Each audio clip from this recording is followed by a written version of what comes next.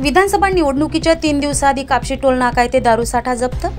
वर्धा जिल्ह्यातील कापशी टोल नाका येथे नाकेबंदी करत असताना एक हिरवी टी-शर्ट अंगात घातलेला इसम हा आपल्या मोटरसायकलच्या मागे एका प्लास्टिकच्या चुंगडी भरलेली आणताना दिसला।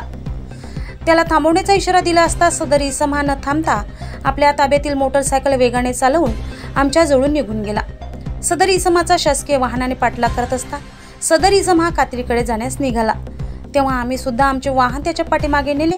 थोड्या अंतरावर जाऊन सदर इसमाने त्याच्या ताब्यातील वाहन हे एका शेताच्या बाजूला पाडून शेताने पळून गेलाय।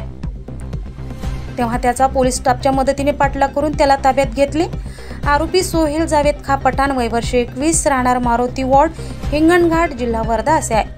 त्याने शेताजवळ फेकलेल्या प्लास्टिकच्या चुंगडीची पाहणी केली असता त्यामध्ये 4 खडांचे खोक्यामध्ये 180 मिलीच्या रॉयल स्टेज कंपनीच्या 192 शीशा प्रति शीशी 300 रुपये प्रमाणे 57,600 रुपये आणि एक हिरो कंपनीचे पेन्शन प्रो मोटरसायकल क्रमांक MH32AL105 सदर कारवाई अलीपूर पोलीस स्टेशन येथील ठाणेदार प्रफुल्ल डाहुले जमादार अजय रिटे जमादार व त्यांच्या टीमने केली आहे।